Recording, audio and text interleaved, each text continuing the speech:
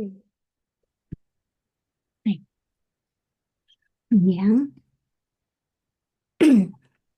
Good morning, Facebook and everyone out there listening. Happy New Year, everyone. I hope everyone had a beautiful holidays. For those who don't know who I am, my name is Neliza Patterson. I am a postpartum holistic health and recovery practitioner, and I'm also an international best-selling author. I help postpartum moms overcome exhaustion, brain fog, and overwhelm to boost their energy and shed those postpartum weight to actively enjoy motherhood. I am here today with my co-host, excuse me, Meghan Calido. She is an herbalist, a regenerative health practitioner. She's a business owner. She does everything, and we love having these health hack Thursdays. But today we're going to talk about um, as we step into the new year, and I wanted to share a little bit of my perspective of resolutions. Sorry, my little one wanted to be a part of it. And so for me, I was thinking like this is a trend that happens every year, and everybody has this New Year resolution that we say to ourselves, and then after a few days or a week or so, it falls off. And so I decided that instead of calling it resolution, I want to focus more on my goals for the next year, achievable goals for the next year. And that's what I will always constantly focus on. Because when I set a goal for myself, I tend to try to complete it. And so I got this little thing. I haven't had my power shake this morning. So, I want to focus more on like staying present in the moment, prioritizing always my health and my well-being, connecting my mind, body, and soul, and strengthening my connection with my little ones and my husband, being more present with them, doing quality time. And really, when you think about it, our lives get so busy. And as well, like with me, I'm working constantly, trying to get my business up and running, getting my practice out there for the world to know what I do.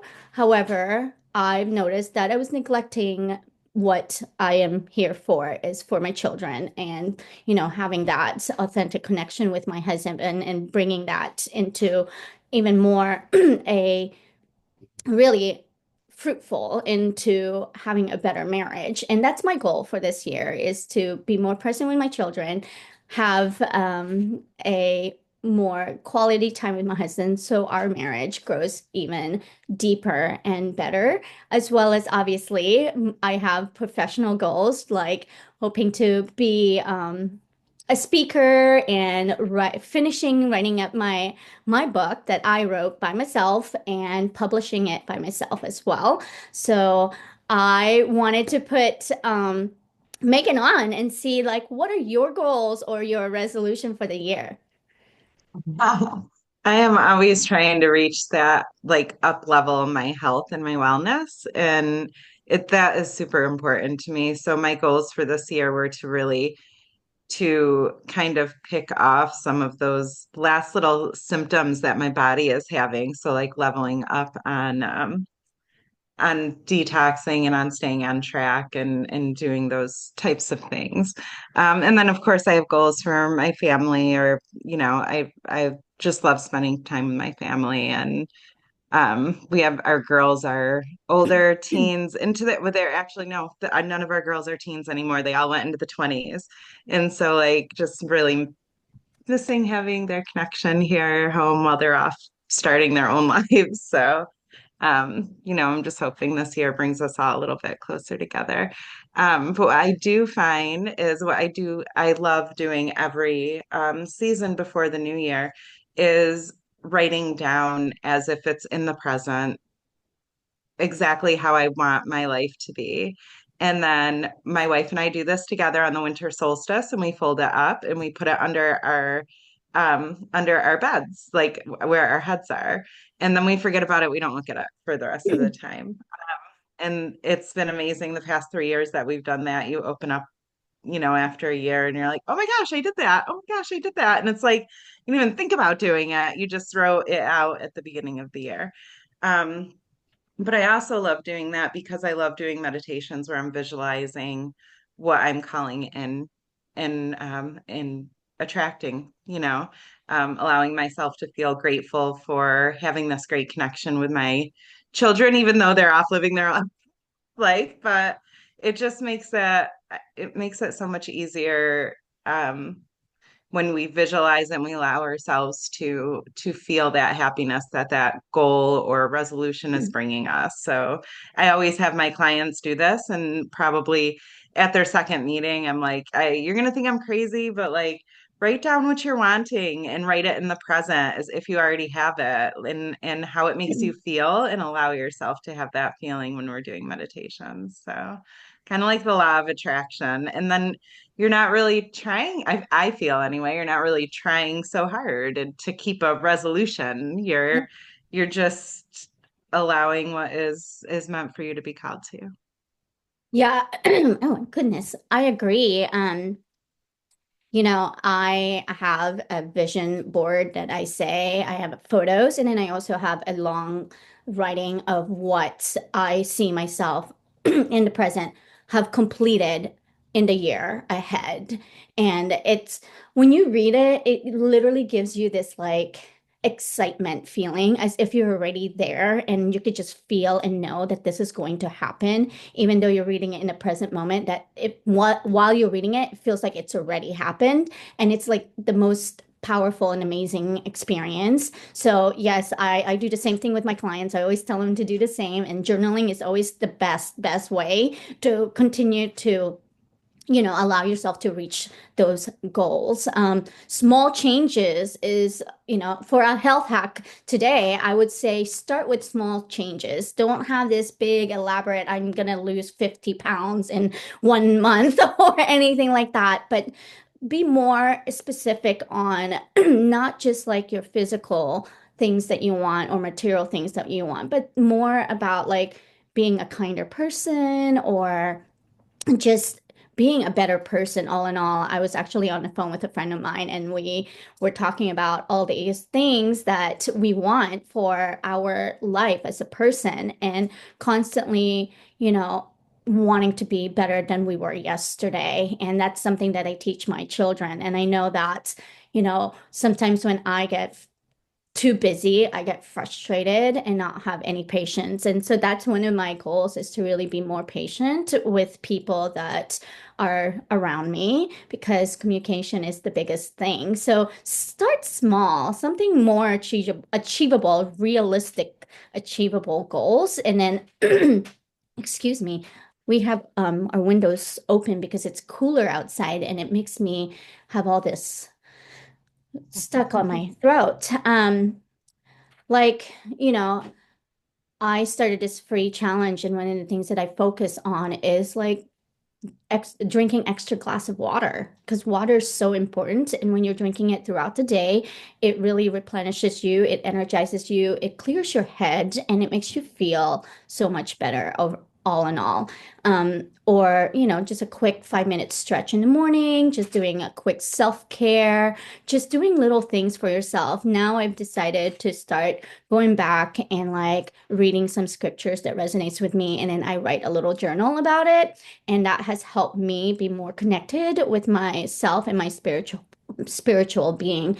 Um, and so having little habits will really become big as it becomes natural to you. We were talking about like also being uncomfortable, like doing things that's unfamiliar and making it to become familiar. And then as you do that, it becomes so incredibly natural that you just don't even know that you're doing it. So those are little things that you can do to really create this resolution and choose small and one step at a time, like maybe weekly goals and, you know, not, and then monthly goals, and then just have those little steps as you continue to have these resolutions and know that, you can actually achieve them if you give yourself grace. So If you wanted to add anything else to that, I love that you talk about, detoxing. That's what we have to do is to really support our organs to continue to detox. Again, before I knew anything about detoxing, I thought like when you detox, it's like this really harsh thing that you do to your body and it's a one-time thing. And I've come to realize that in order for us to have our organs work properly, we have to really help support it. And the way we can support that is by eating superfoods or having herbs to really get those microbiome working and getting our gut health the most optimal it could get. And that is my main focus. Our gut is our first thing, brain is important, heart is important, but our gut is the most important part of our being because if that doesn't work, everything else starts to not work properly. So if we focus on that alone and to support it with detoxifying, getting some of the parasites that are not good for us out of our body, then you'll start feeling more freer, more, you'll have self-esteem and confidence. And then you'll start noticing, even if you're wanting to lose weight, you'll start noticing that you're getting to a point where your clothes are looser. And, that's one of the things that I was talking to one of my clients. I was like, let's not look at the um, weight thing, let's focus on how you're feeling, you know, how you're sleeping, how are your clothes fitting, and instead of like looking at like how many pounds have I lost, how many, you know what I mean? So anyways, if you wanted to add anything to that, Yeah, no, I think it's great. Yeah, I've it's been interesting because every year I've made these goals that I've achieved, and like you said, doing little things. For the past 2 years, I've been drinking warm lemon water every morning, and that's what I do. I drink the warm lemon water in the morning.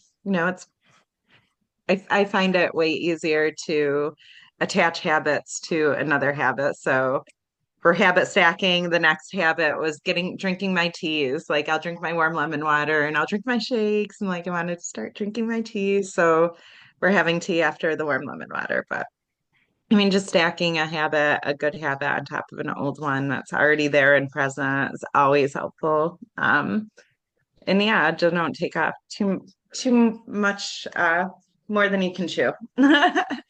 Keep yes. it small and measurable. But Exactly. Realistic, achievable goals. We don't want to, and I think that that's what happens is that we have this like drastic, like, I'm going to do this because you're so excited. It's the new year and you're like, this is going to happen. And, for some, they love that because it's a great challenge to see if they can achieve it. But most, it falls off quickly and then it's forgotten and then that resolution is gone. So that's why I don't even want to call it resolution, just these realistic, achievable goals that you want for the next year to come. And like you said, writing it down is the best way to constantly remind yourself of this. And yeah, so that's our health hack for today. Thank you so much for sharing your goals with me, Megan. And until next time, everyone. Again, if there is anything that you guys want to ask me or Megan, we are happy to be on next week at 9 a.m. on Thursday. We get on every week to try to give you some value, and I hope that it does help others out there with what we do and what has worked and what we've seen worked with clients and in ourselves and with our colleagues. And so I appreciate you all, and I hope and wish for you to have a beautiful, blessing new year ahead. And until next time, everybody, always be kind to yourself. Bye.